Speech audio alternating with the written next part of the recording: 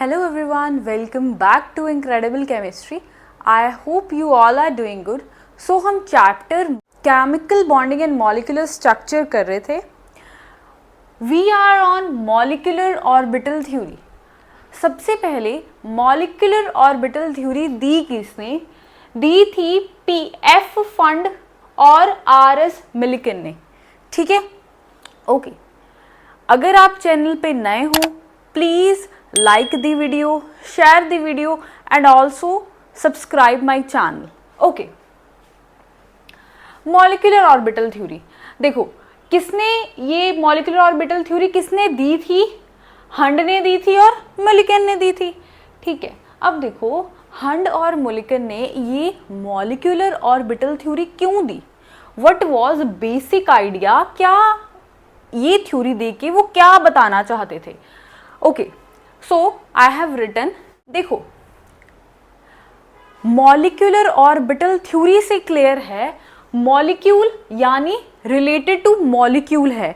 तो ये बताना चाहते थे कि जब दो एटम्स कंबाइन होंगे और वो एक मॉलिक्यूल बनाएंगे और उनमें कुछ मॉलिक्यूलर ऑर्बिटल प्रेजेंट होंगे जिनमें इलेक्ट्रॉन्स मिलेंगे.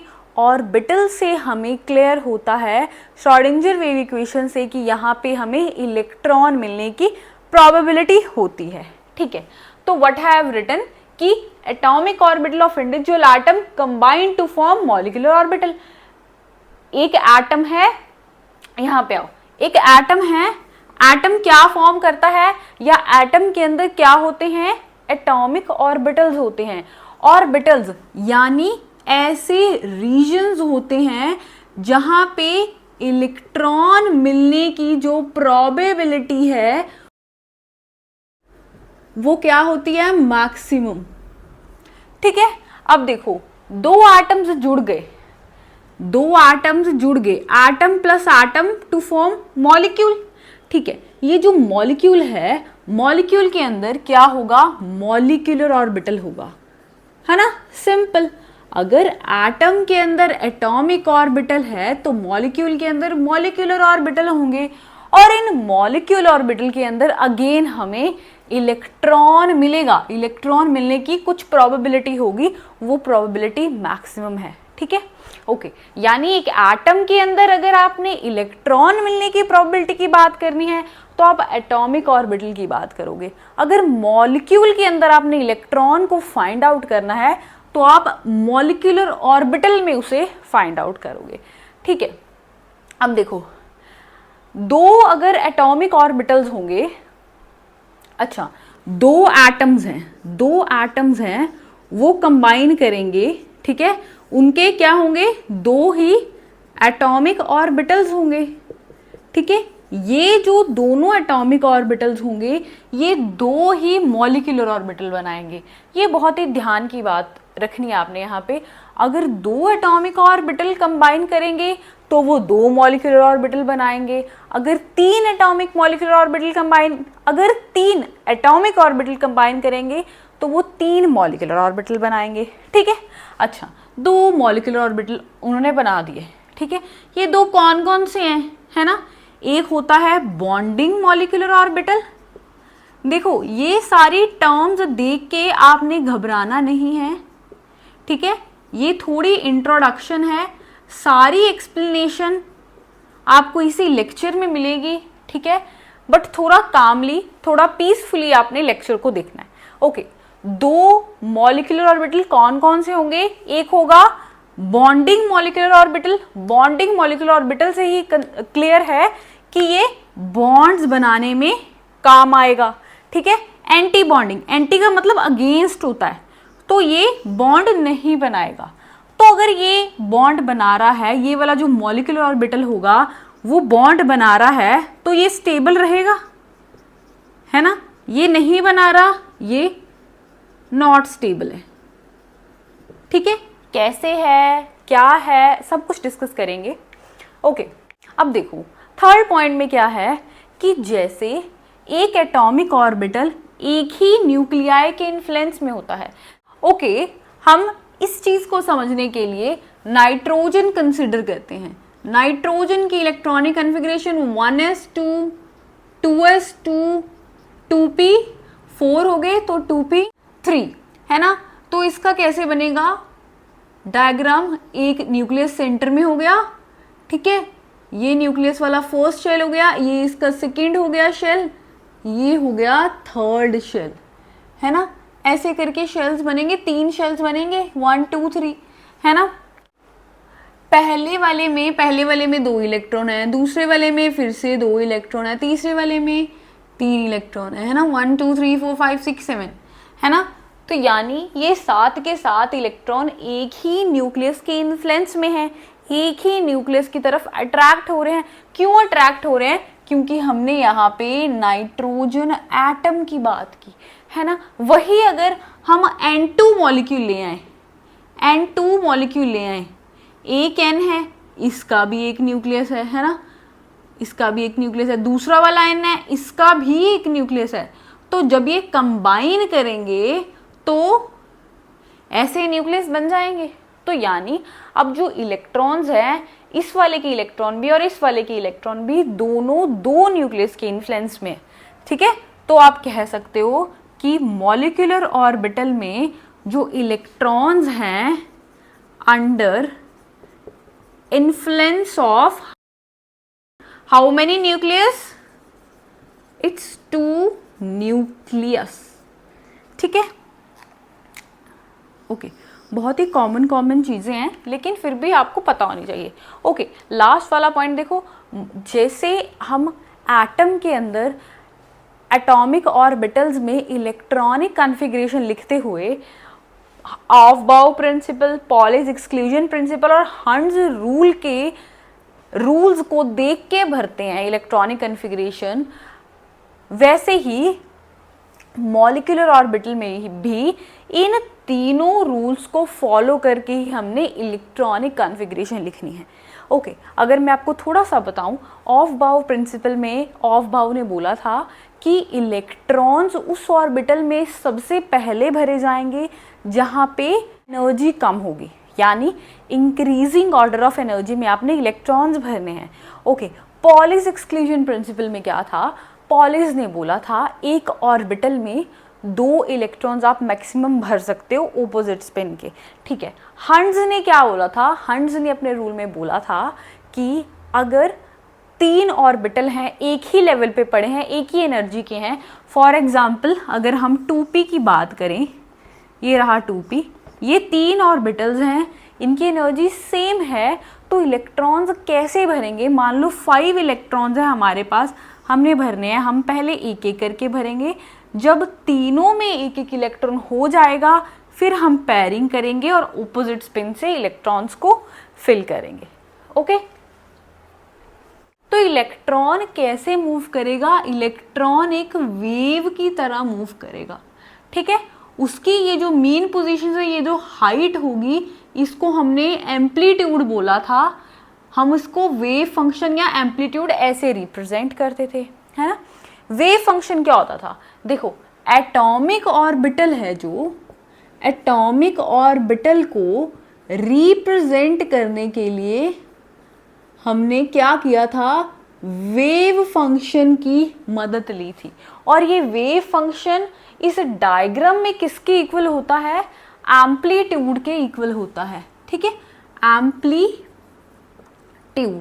यानी इलेक्ट्रॉन का एम्पलीट्यूड क्या है कि वो मेन पोजीशन पे मैक्सिमम कितनी हाइट पे आया, फिर नीचे चला गया, फिर कितनी नीचे डेप्थ पे आया, ये जो हाइट और ये डेप्थ्स हैं, ये उसका इलेक्ट्रॉन का एम्पलीट्यूड है।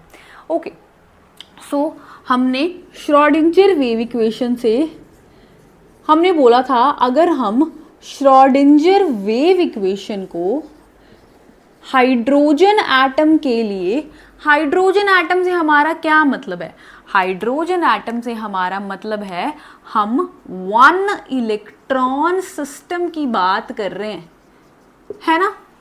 ओके, श्रोडिंगर वेव इक्वेशन जब हमने हाइड्रोजन एटम पे लगाई थी तो हमें 3 कोऑर्डिनेट्स मिले थे, L, M और N, ये क्या बताते थे, ये इलेक्ट्रॉन का एड्रेस था, इलेक्ट्रॉन कहाँ पे लोकेटेड है इन ए ऑर्बिटल, ये बताते थे। लेकिन वहाँ पे भी हमने ये बात की थी कि ये जो श्रोडिंगर वेव इक्वेशन है ये बहुत बड़ी और डिफ़िकल्ट वेव इक्वेशन है। ये एक इलेक्ट्रॉन के लिए तो हमने जैसे तैसे सॉल्व कर दी, लेकिन मोर देन वन इलेक्ट्रॉन के लिए या अगर मल्टीपल इलेक्ट्रॉन सिस्टम होगा तो श्रोडिंगर वेव इक्वेशन SWE लिख रही हूँ, श्रोडिंगर वेव इक्वेशन का सॉल्यूशन निकालना। सॉल्यूशन से क्या मतलब है कि ये वाले कोऑर्डिनेट्स निकालना जिससे हमें ये पता चले कि इलेक्ट्रॉन कहाँ पे है, इलेक्ट्रॉन का एड्रेस निकालना क्या है डिफिकल्ट। तो हम क्या करें, तो हम ऐसा करते हैं कि 2 इलेक्ट्रॉन 3 इलेक्ट्रॉन सिस्टम को स्टडी करना ही बंद कर देते हैं, 1 इलेक्ट्रॉन तक की केमिस्ट्री को रखते हैं। Is it possible? नहीं। देखो अगर आप पीरियोडिक टेबल में जाओगे, हमारे पास कितने एलिमेंट्स हैं, 118 एलिमेंट। अगर आप 1 से 118 तक जाओगे तो एक एक इलेक्ट्रॉन ऐड होता जाएगा, यानी कि हमारे पास मल्टी इलेक्ट्रॉन सिस्टम्स बहुत सारे हैं। उन सबको भी साइंटिस्ट ने स्टडी करना था। कैसे करें? श्रोडिंगर वेव इक्वेशन तो हमसे सॉल्व नहीं हो रही है, श्रोडिंगर वेव इक्वेशन तो बहुत डिफिकल्ट है, बड़ी सारी इक्वेशन है ना। तो उन्होंने क्या किया, उन्होंने एक नया कंसेप्ट, नई थ्योरी लाई जिसको बोलते हैं लीनियर कॉम्बिनेशन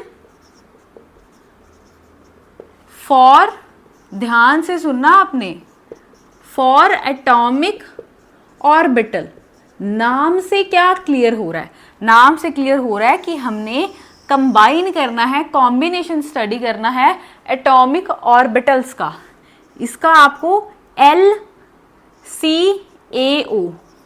शॉर्ट फॉर्म, बहुत बार ऐसे LCAO आ जाता एग्जाम में, बच्चों को पता नहीं होता, तो you have to remind linear combination of atomic orbital से हम मल्टी इलेक्ट्रॉन सिस्टम का सॉल्यूशन निकाल सकते हैं। कैसे निकाल सकते हैं? देखो हम क्या करते हैं, हम हाइड्रोजन लेते हैं, हाइड्रोजन का एटम लेते हैं, 2 हाइड्रोजन के एटम लेते हैं, एक हम लेते हैं HA और एक हम लेते हैं HB। ठीक है, हमने क्या किया, एक HA लिया, HB ली, है ना, और इनके कॉरस्पॉन्डिंग, अब देखो एक हाइड्रोजन है, हाइड्रोजन वेव मैकेनिक्स के अकॉर्डिंग ऐसे वेव में मूव कर रहा होगा तो इसका कुछ एम्पलीट्यूड होगा, और हमें पता है वेव फंक्शन और एम्पलीट्यूड एक ही चीज को बताता है। तो अगर हम HA का वेव फंक्शन लिखे तो हम ऐसे लिख सकते हैं, है ना, इसका भी वेव फंक्शन या साई B ऐसे। ठीक है, यानी हमने क्या किया, हमने अब 2 हाइड्रोजन्स लिए हैं, उनका वेव फंक्शन जो भी उनके साथ एसोसिएटेड है वो भी ले लिया है। ठीक है, हमने क्या बनाना है, हमने हाइड्रोजन का एक मॉलिक्यूल बनाना है, मॉलिक्यूल यानी H2। ठीक है, हमने क्या किया, हमने HA लिया, हमने HB लिया, उनके साथ एसोसिएटेड उनकी वेव फंक्शंस ले लिए। अब इनको हमने कंबाइन कराना है, यानी इन पे LCAO लगाना है। क्या बनेगा?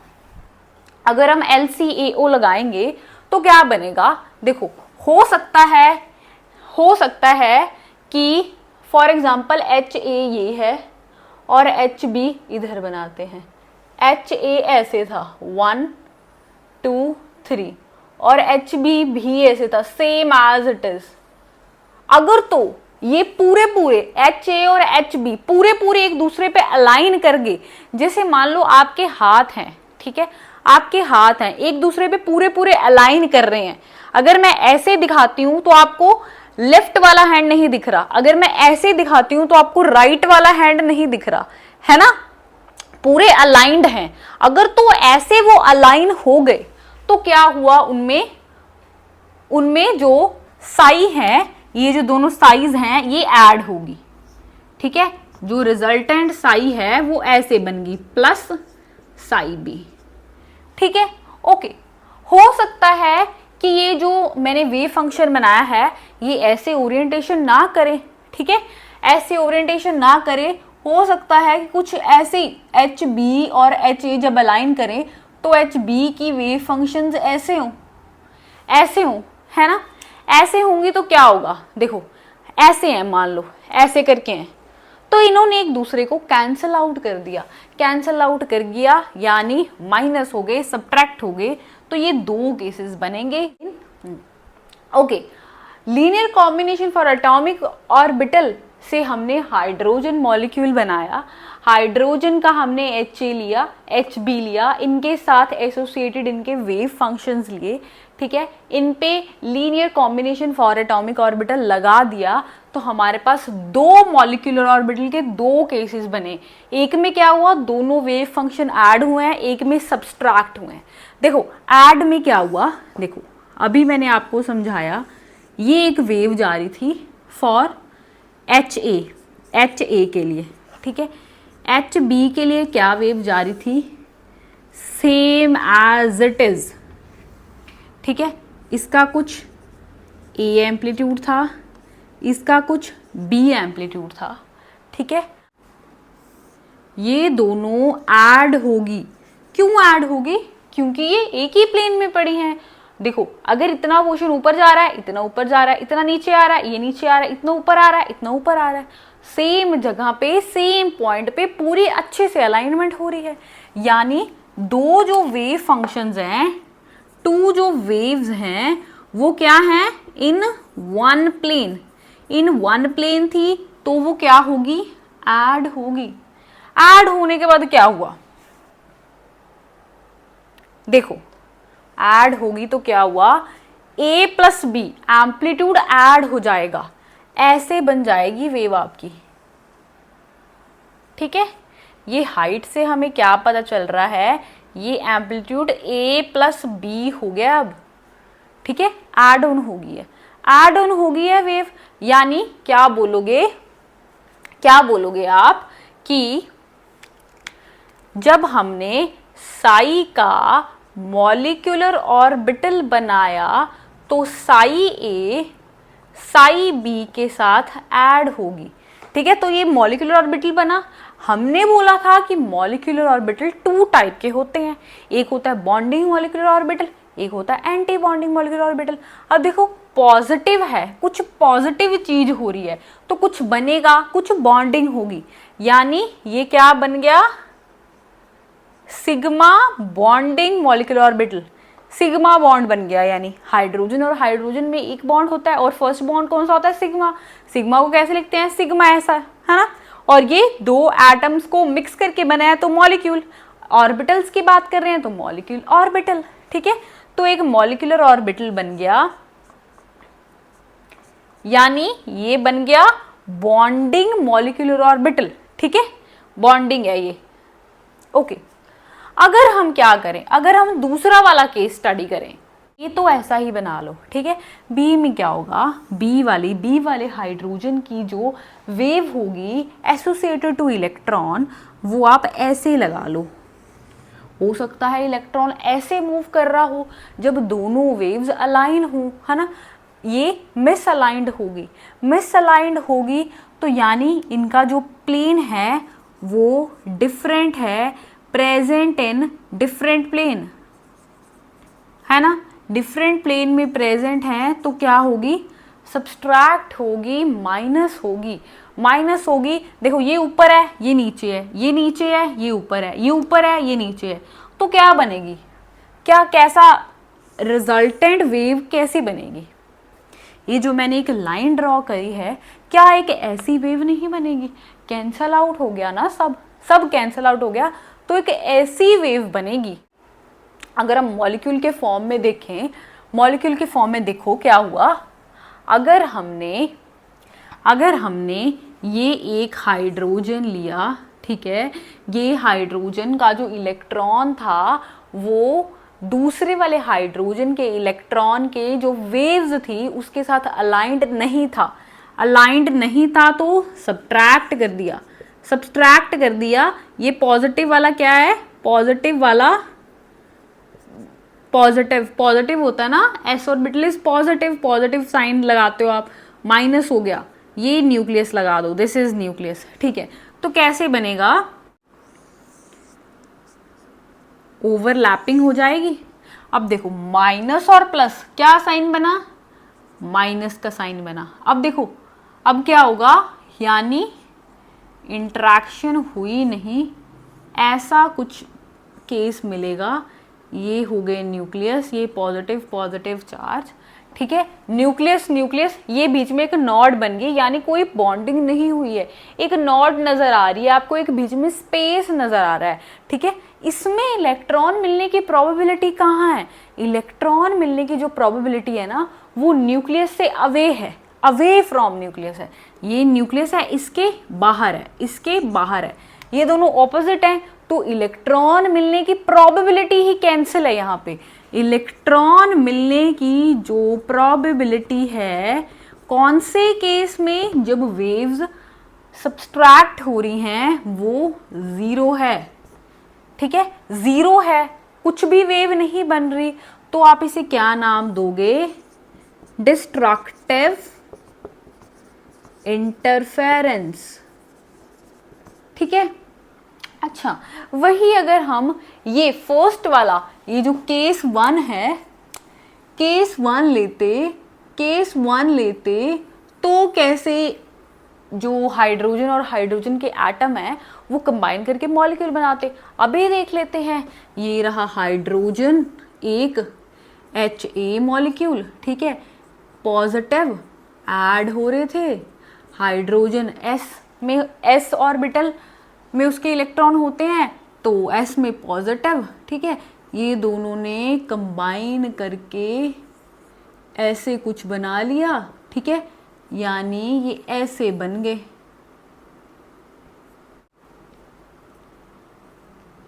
अब देखो इलेक्ट्रॉन मिलने की जो प्रोबेबिलिटी है ना, वो न्यूक्लियस के अराउंड है, यहाँ यहाँ है, न्यूक्लियस के अराउंड ही होनी चाहिए इलेक्ट्रॉन मिलने की प्रोबेबिलिटी। न्यूक्लियस पॉजिटिव है, इलेक्ट्रॉन इज नेगेटिव, यानी यहाँ पे कुछ इलेक्ट्रॉन मिलने की प्रोबेबिलिटी है, तो ये स्टेबल है। हमेशा ये वाला जो बॉन्डिंग मॉलिक्यूलर ऑर्बिटल रहेगा वो क्या रहेगा, वो स्टेबल रहेगा, उसकी एनर्जी कम रहेगी। जो ये एंटी बॉन्डिंग रहेगा वो क्या होगा, अनस्टेबल होगा। अनस्टेबल क्यों होगा, वहां पे इलेक्ट्रॉन ही नहीं मिल रहा है ना, इलेक्ट्रॉन ही नहीं मिल रहा, डिस्ट्रक्शन हो रही है ना, इलेक्ट्रॉन नहीं मिल रहा, डिस्ट्रक्टिव इंटरफेरेंस उसका नाम है, तो उसकी एनर्जी हाई है, एनर्जी हाई है। क्यों एनर्जी हाई है, दोनों न्यूक्लियस पास पास पड़े हैं, रिपेल करेंगे तो स्टेबिलिटी नहीं रहेगी, एनर्जी हाई हो जाएगी, ठीक है। तो ये जो फर्स्ट केस हमने पढ़ा ये कौन सा था, कंस्ट्रक्टिव इंटरफेरेंस, ठीक है। आई होप आपको समझ आ रहा होगा। ओके, नोट में देखो क्या लिखा है, बहुत ही इंपॉर्टेंट है। probability of finding electron in bonding molecular orbital is greater than atomic orbital। क्या कहने की कोशिश कर रहे हैं कि जो molecular orbital हमने बनाया, किससे बनाया, एटॉमिक ऑर्बिटल से। अब जो मॉलिक्यूलर ऑर्बिटल बना है उसमें इलेक्ट्रॉन मिलने के जो चांसेस हैं, वो प्रोबेबिलिटी है वो ज़्यादा है कंपेयर टू एटॉमिक ऑर्बिटल। कैसे, देखो मैथमेटिकली अगर हम देखें, मैथमेटिकली तो atomic orbital was associated with the wave function, है ना, वेव फंक्शन से एसोसिएटेड था। अब अगर हमने उसकी इलेक्ट्रॉन वेव फंक्शन के साथ एसोसिएटेड था, ठीक है, पहले हम बॉन्डिंग मॉलिक्यूलर ऑर्बिटल की बात कर रहे हैं, तो यानी दो वेव फंक्शंस ऐड हुए होंगे, है ना, बॉन्डिंग में ऐड होते हैं, हमें पता है, ठीक है। अब अगर हम इलेक्ट्रॉन की प्रोबेबिलिटी देखना चाहते हैं कि इलेक्ट्रॉन मिलने की प्रोबेबिलिटी क्या है, तो हम क्या करते थे, अगर हम इलेक्ट्रॉन प्रोबेबिलिटी देखना चाहते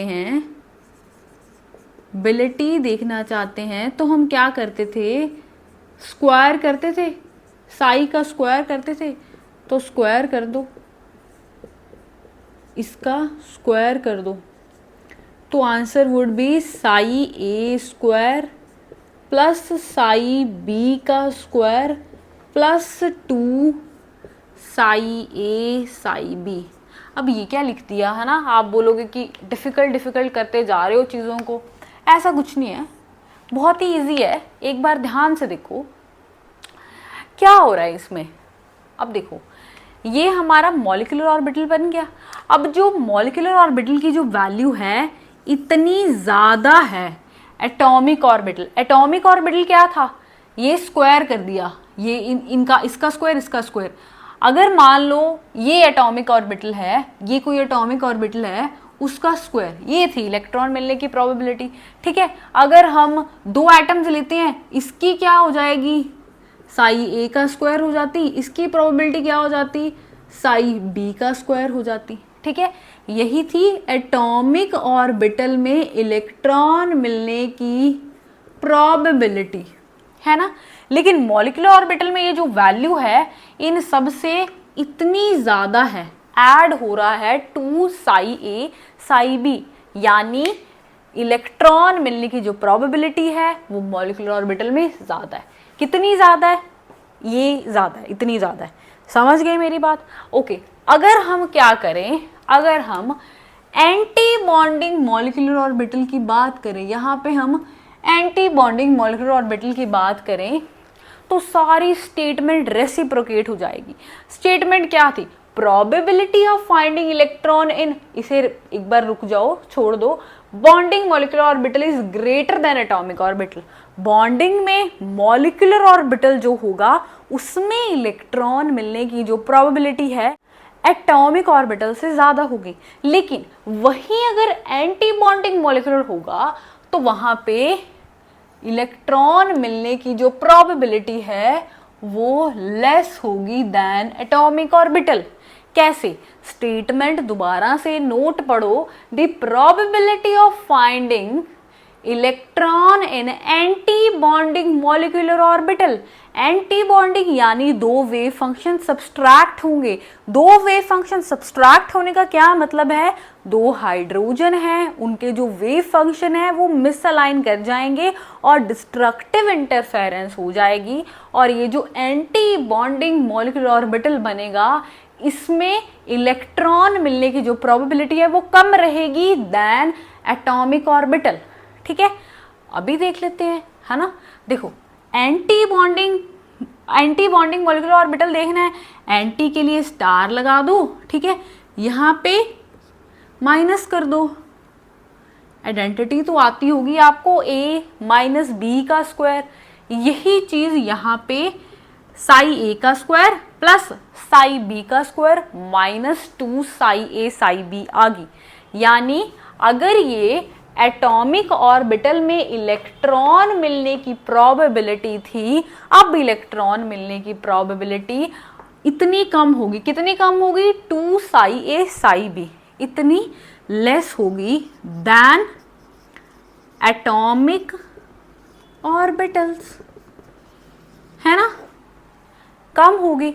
ठीक है, तो इलेक्ट्रॉन मिलने की प्रोबेबिलिटी इसमें कम हो गई, कम हो गई। हम अभी देख के आए हैं ये वाला जो केस रहता है ये हमेशा अनस्टेबल रहता है।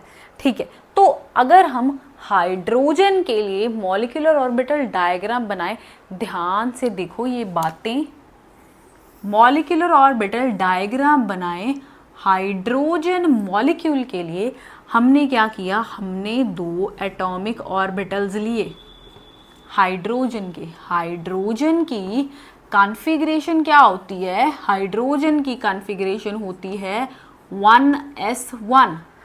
तो यानी एक हाइड्रोजन का 1s, ये हो गया Ha वाले हाइड्रोजन का, ये 1s हो गया Hb वाले हाइड्रोजन का। एटॉमिक ऑर्बिटल दो हाइड्रोजन्स के हमने ले लिए, दो बॉन्ड्स बनते हैं, दो तरह के मॉलिक्यूलर ऑर्बिटल बनते हैं। कौन से, एक बनता है लो एनर्जी का, ये रहा लो एनर्जी का, एक क्या बनता है हाई एनर्जी का। ठीक है, एक लो एनर्जी का जो बनता है वो बनता है बॉन्डिंग मॉलिक्यूलर ऑर्बिटल, सिग्मा अकेला है तो बॉन्डिंग मॉलिक्यूलर ऑर्बिटल, एक बनता है सिग्मा स्टार मॉलिक्यूलर ऑर्बिटल। ठीक है, अब देखो इलेक्ट्रॉन्स कैसे कैसे आएंगे। देखो हाइड्रोजन ए की इलेक्ट्रॉनिक कन्फिग्रेशन ये रही, हाइड्रोजन बी की इलेक्ट्रॉनिक कन्फिग्रेशन भी सेम होगी।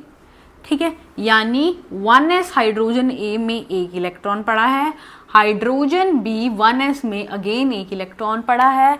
इनके ऊपर अगर हमने linear combination for atomic orbital लगाया तो दो हमारे पास मॉलिक्यूलर ऑर्बिटल बने। ठीक है, दो मॉलिक्यूलर ऑर्बिटल बने, दो एटॉमिक ऑर्बिटल थे, दो ही मॉलिक्यूलर ऑर्बिटल बनेंगे, ये हमने किया अभी।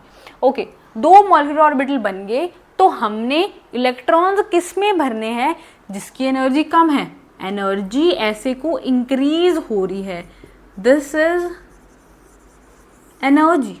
ठीक है, इसकी एनर्जी कम है, एक इसका भर दो, इसका भी इधर ही भरना होगा आपको। ठीक है, तो ये क्या बन गया आपकी molecular orbital diagram for hydrogen.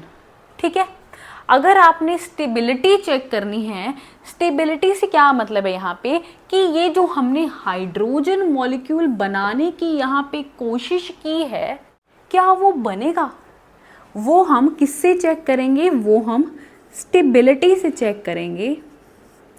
Stability कैसे चेक करेंगे, स्टेबिलिटी के लिए हम बॉन्ड ऑर्डर निकाल लेते हैं।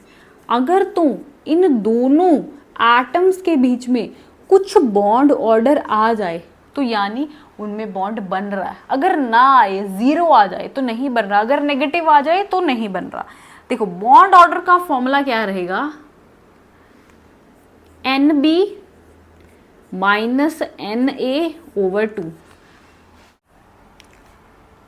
NB होता है number of bonding molecular orbital और Na number of anti bonding molecular orbital.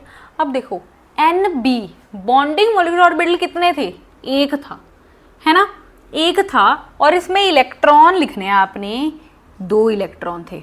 Anti bonding एक था और एंटी बॉन्डिंग में इलेक्ट्रॉन कितने हैं, 0 डिवाइडेड बाय 2, तो आंसर इज 1, यानी बॉन्ड ऑर्डर आ गया 1, यानी हाइड्रोजन और हाइड्रोजन के बीच में एक सिंगल बॉन्ड है, ये हमें पता है। और ये सिंगल बॉन्ड कौन सा होता है, सिग्मा बॉन्ड होता है, ये भी हमें पता है, फर्स्ट बॉन्ड सिग्मा बॉन्ड होता है, यहां से भी हमें पता चल गया, है ना।